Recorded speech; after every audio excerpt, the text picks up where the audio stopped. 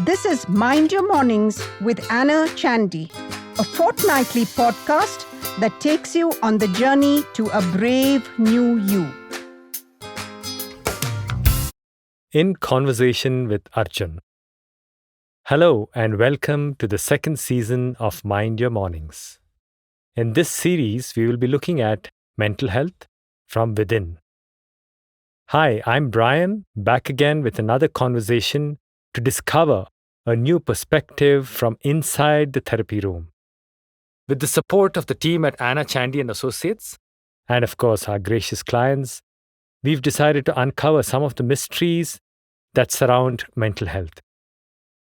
So let's explore various perspectives from people who have experienced therapy, from caregivers, and from therapists themselves. Perspectives from a decade ago to now, from Gen X to Gen Z. Now, when I was growing up, the term gay was thrown about as an insult. If you were attracted to someone of the same sex, you had to cower in fear. We had to prove our maleness even as young boys. We had to be tough, rude, and mock anyone who was not like that. Anyone who did not fit into the mold was immediately ostracized. Now, most of us carried this toxicity till much later in life. Some of us, thankfully, had experiences that changed us. It's been about 35 years since my boyhood, but how much has changed? Bullying is still common. Sex education is a 5-slide presentation made separately to boys and girls. And gender roles are still toxic. Expectations from boys and girls are still different.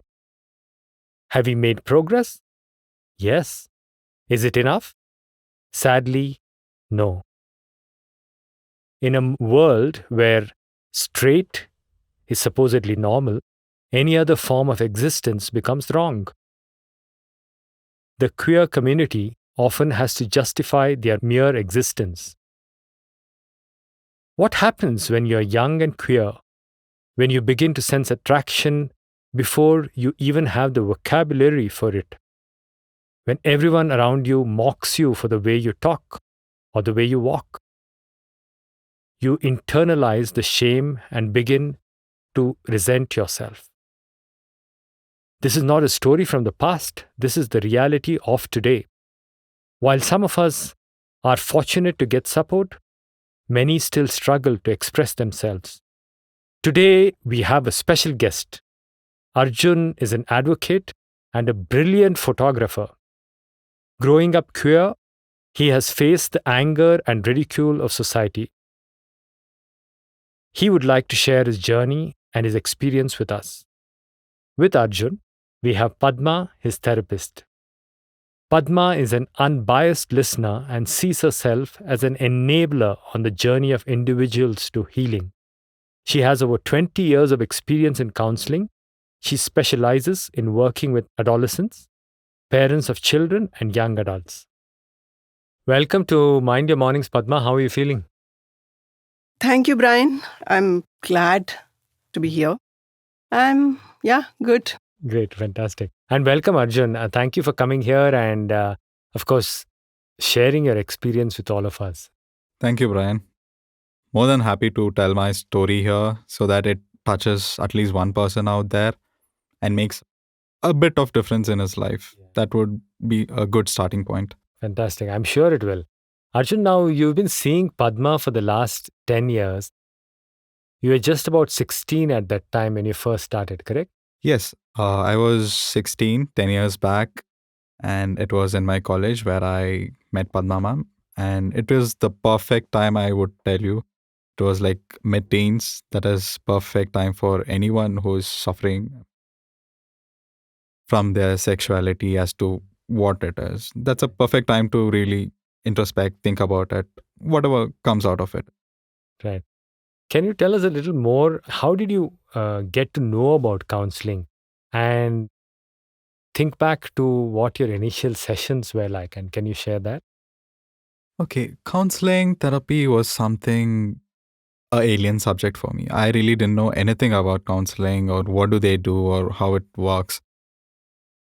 When I was in my mid teens, I just wanted someone to just burst out and talk to. And I just wanted to some person so that I'll just go on talking, and telling about queerness to anybody, maybe your friends or family, was just really impossible for that to happen. And someone who's a non-judgmental, and I knew I could talk to Padma, and I just went for it.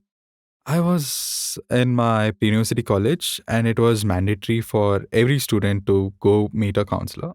So it was a group of 5 people, 5 other boys.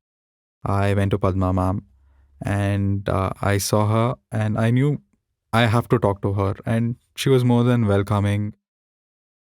Yeah, so Arjun, can you take us back to that time? What were your school years like?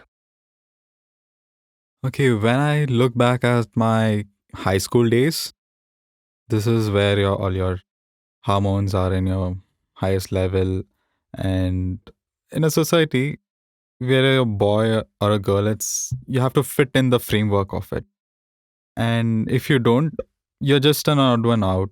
And I remember it was like very discriminative. I can remember days when I was more or less forced to sit alone. None of my classmates were really liking to even say hi to me, because they were like, okay, I might get stigmatized just by saying hi to him. That was really sad years. And whom could I talk to? It's only other closeted gay people who were like me, outcasted. I could really kind of mingle with them. And even they weren't actually that accepting, nor I was accepting. I could see other queer boys also just teasing each other so that they look straight enough in front of the other eyes. What about family? Did you have anyone within the family you could share what you are feeling with? Okay, when I look back at my childhood and growing also, I was from a very, what can I say, broken, kind of dysfunctional families, and abusive husband, abusive mom. And I really don't blame them for whatever they are. They also were victim of the society of just being forced marriage. When you grow up in such an environment, you really fear people outside, and making friends, talking to someone outside is easily that not possible. So Padma, what did you feel when Arjun first came to you? Brian, I think there were few things that concerned me when Arjun first came to me. He was a bright boy, great academically, and a partner. And he was dealing with lot of internalized shame. It was huge burden to carry for 16-year-old boy to face rejection from others and more than others himself for just being who he is. Right. Yeah. That sounds like a very difficult time in your life, Arjun, especially the betrayal. Okay, this was back in my high school days. I met a friend. We became very close very soon. Day by day, the bond between us started growing very much, and in no time, it became a physical relationship. And he was a gem of a person. That is the first person who I really could openly talk to anyone in my life. And he was just like me, someone who was thrown out from the state society. And we really didn't know the terminology to be used with what was going on between us, but it was more or less like a relationship. Even I wasn't ready to accept it, even he wasn't ready to accept it. And we were just, what, 15-year-old teenagers. Later one day, he came to my home after being with me for 3 years. He brought his parents, and he just said, Auntie, I don't want to be with Arjun. He's gay. And he left. He completely washed his hands. He blamed everything on me. and he left.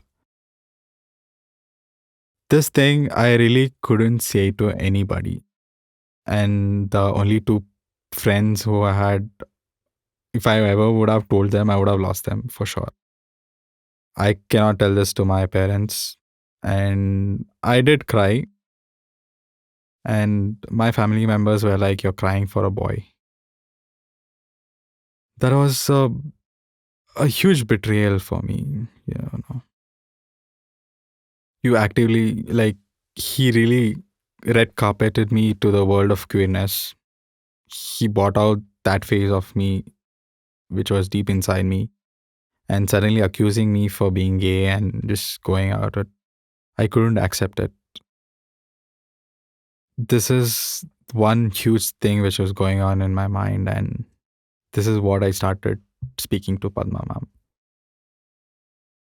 I really couldn't tell it to anybody. I really couldn't tell it to my parents what I was going through, nor I could open my mouth. I just wanted someone to talk about it. And that is where I started talking to Padma ma'am. I just went on saying the same story again and again and again. It just went on till like a year. And Padma ma'am was one person who never judged me at any point of time, because the starting itself, she told, whatever you speak with me will be completely in private, and not even other soul is going to listen to yours. She gave me that perfect opportunity to talk about whatever I wanted. Accepting myself or not, it was totally left to me. Queerness, talking about queerness with Padma ma'am was only a bit of the story. When you're gay, it's like a vicious cycle.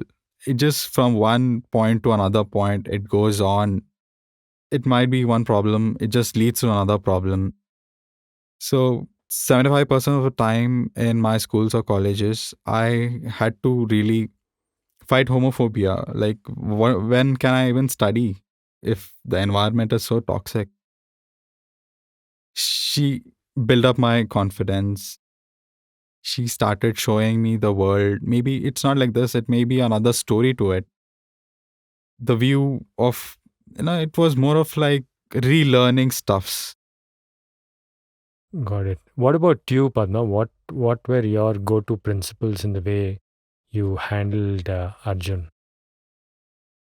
I think I focused on my foundational principles, Brian, because to be honest, I know very little about queer community. I was aware, but did not have enough knowledge. First, being non-judgmental. Therapy is a safe space, and Arjun needed that more than anything. I wanted him to know this was a space he could share without any hesitation.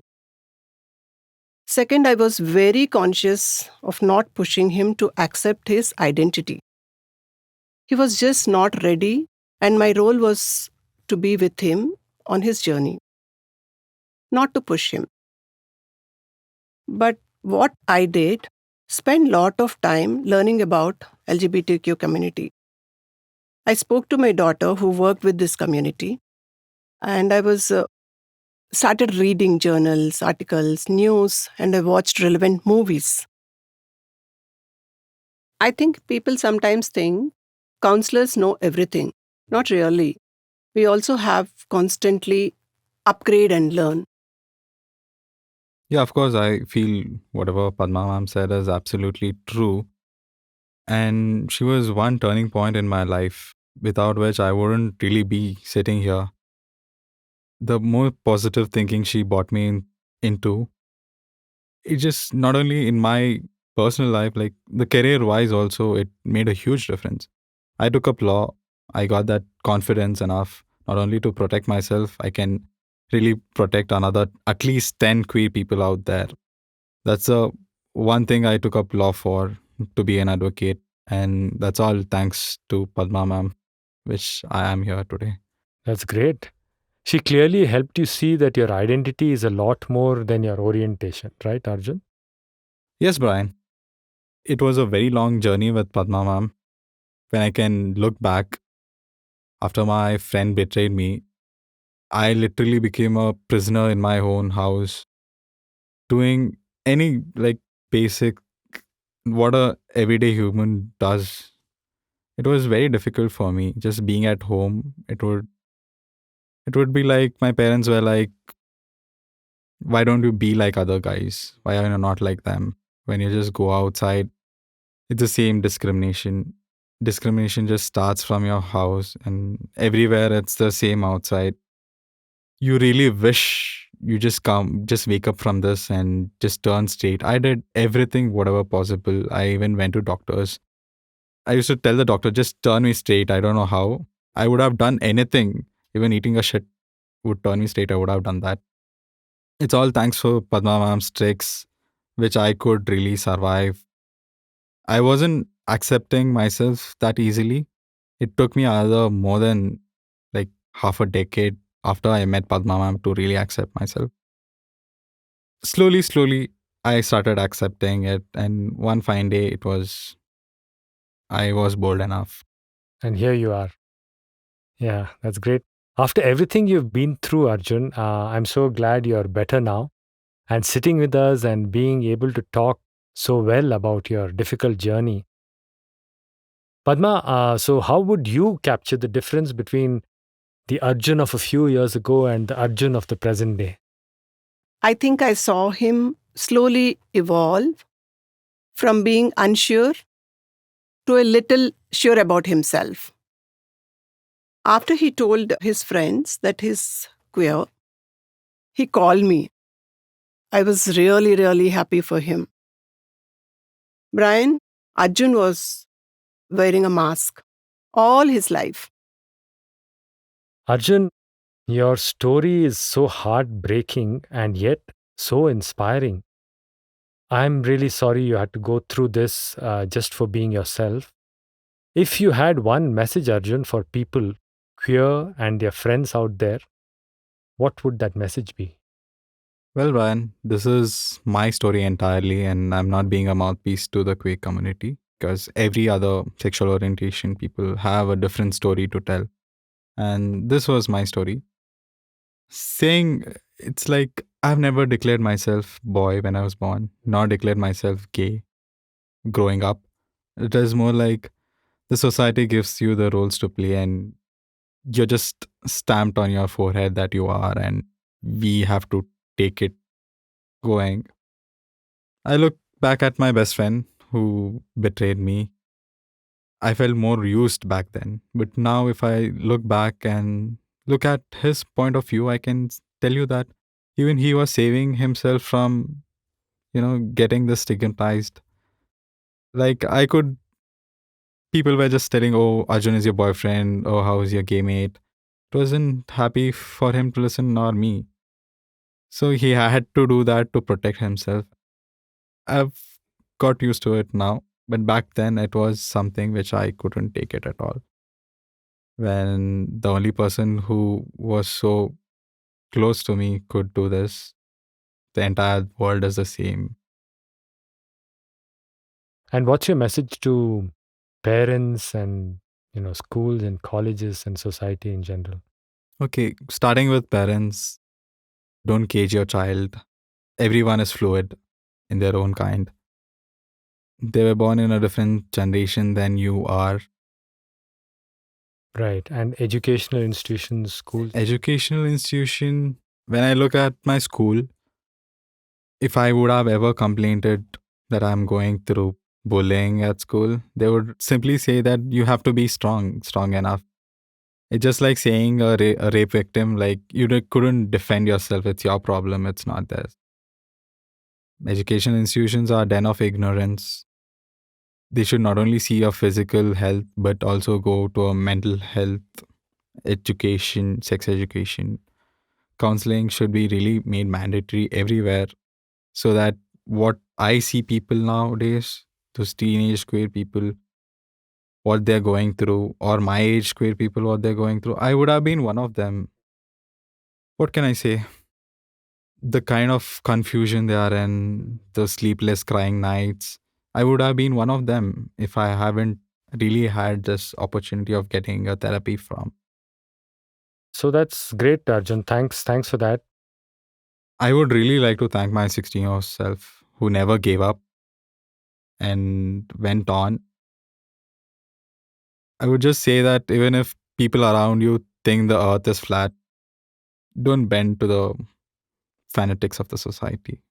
Hold on to what you believe in.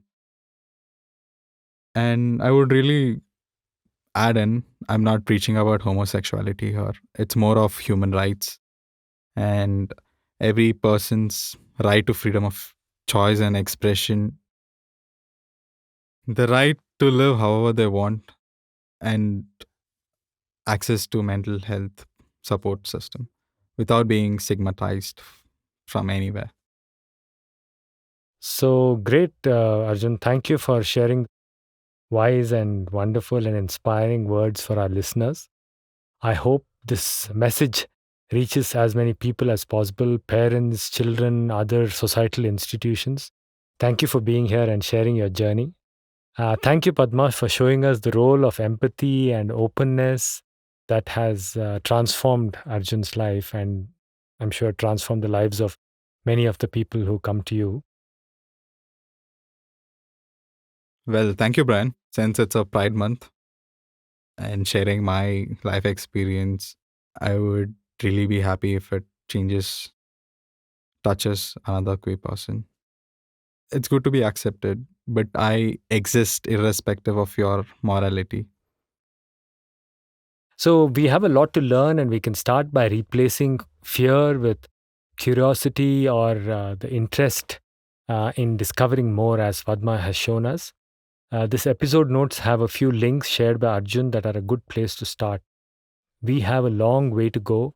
Our work will not be done till every school, every parent begins to accept and normalize homosexuality. As I speak to this generation, I feel hopeful about the future. Their children are in good hands. This is Mind Your Mornings with Anna Chandy, a fortnightly podcast that takes you on the journey to a brave new you.